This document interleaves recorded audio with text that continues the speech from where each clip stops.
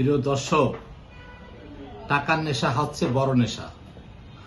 টাকার নেশায় মানুষ জানোয়ার হয়ে যায়, মানুষের হিতাহিত জ্ঞান থাকে না।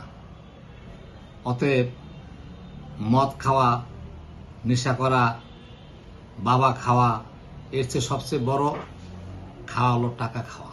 টাকা নেশা বড় নেশা। টাকা যদি আপনি না পান তাহলে আপনার মাথা এমনি 49 হয়ে যাবে।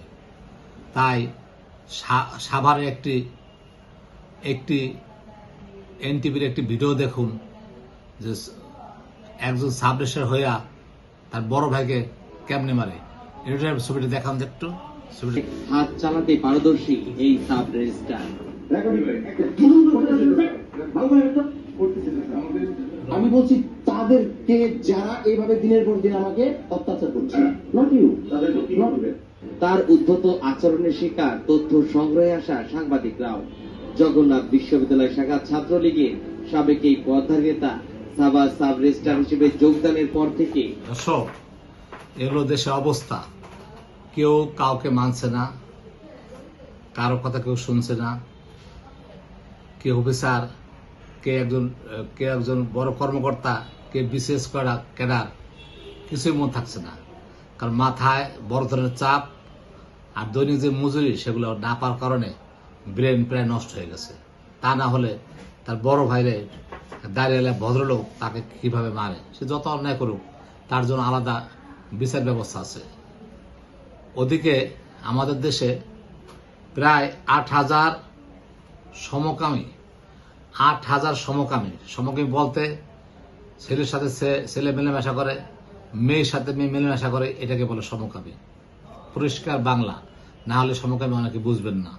এর অর্থ হলো টিনেজ ছেলেমেয়েরা তারা বর্তমানে সমকামী, নেশা করে, বিভিন্ন বাবা খায় এবং বিভিন্ন জায়গায় ঘোরে, সমকামী। তারা আজকে কি হয়েছে, তারা আজকে ক্যান্সারে আক্রান্ত। ক্যান্সার এবং তারা HIV এইডসে আক্রান্ত, যে রোগ মরণ ডেকে আনে, যে মরণ ছাড়া তার কোনো গতি নাই। আমাদের সমগ্র বাংলাদেশের বিভিন্ন হাসপাতালে 8,000 সমকামী তারা এইডসে আক্রান্ত। তাই আপনার সন্তানকে আপনারা খুব ভালোভাবে ফলো করবেন। এত কষ্ট করে টাকা পয়সা দিয়ে একটি সন্তান যদি নষ্ট হয়ে যায়, তারা নেশাগ্রস্ত করে, তারা যদি বিভিন্ন সন্ত্রাসী কর্মকাণ্ড চালিয়ে যায়, তাহলে আপনার জন্য এর চেয়ে দুঃখের কিছু নাই। একটি সংসারে, একটি ঘরে যদি একটা ছেলে নষ্ট হয়ে যায়, তাহলে আপনার পুরা সংসার, পুরা সমাজ ব্যবস্থায় ব্যাহত হবে। আপনার কষ্টের অর্জিত পয়সা বিফলে যাবে। তাই আপনি আপনার সন্তানকে ঠিক মতো সে ঘরে আসে কিনা, সন্ধ্যার পর কোথায় থাকে কিনা, এটা আপনি খবর নেবেন। বেশিরভাগই 12 থেকে 18 বছর ছেলে মেয়েদের মধ্যে এগুলো ঘটতেছে। আর অন্যদিকে আমাদের দেশে যে বজ্রপাত শুরু হয়েছে, এতে প্রায় 26 থেকে 28 জন লোক মারা গিয়েছে। বেশিরভাগ লোকই মারা গিয়েছে হাওয়ার অঞ্চলে, খোলা মাঠে।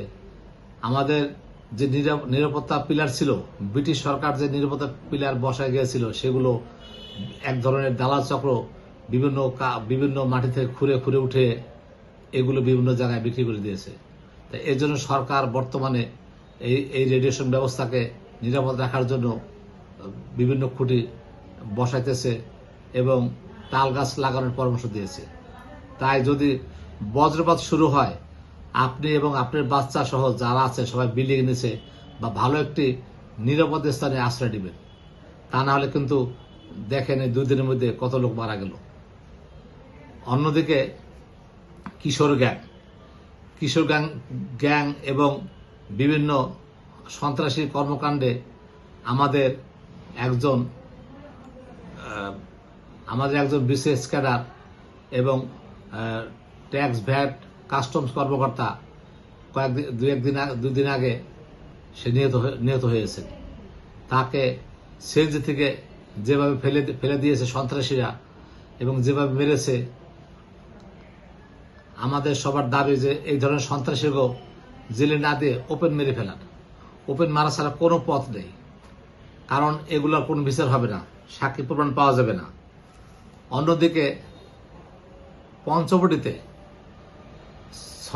৬ জন কিশোর গ্যাংয়ের যাদের বয়স ১৪-১৬ থেকে ১৮ বছরের নিচে, কারো ১৯ বছর, তারা মনে করছে যে জেলখানা কেমন, জেলখানায় গেলে কি শান্তি পাওয়া যায়, কি আরাম পাওয়া যায়, কি গল্প করা যায়, তো জেলখানায় তারা কিভাবে যাবে। এই জন্য কি করছে, তার এক বন্ধুকে তারা গলা টিপে কুপিয়ে বিভিন্নভাবে হত্যা করেছে, যাতে জেলখানায় গেলে জেলখানার স্বাদটা কেমন। দেখেন কি তামাশা, একটা জীবন নিয়ে কিশোর গ্যাংয়ের ছেলেপেলেরা এভাবে করছে। আরো লক্ষ্য রাখবেন যে আপনার ছেলে মেয়েরা কোথায় ঘুরে কোথায় যায় লক্ষ্য রাখবেন, তাহলে সবার অবস্থা একই রকম হবে। অন্যদিকে আমাদের ফুটপথ উঠিয়ে দেওয়ার কারণে ঢাকা শহর বিভিন্ন জায়গায় ছিনতাই, রাহাজানি, ধর্ষণ এগুলো বেড়ে গেছে।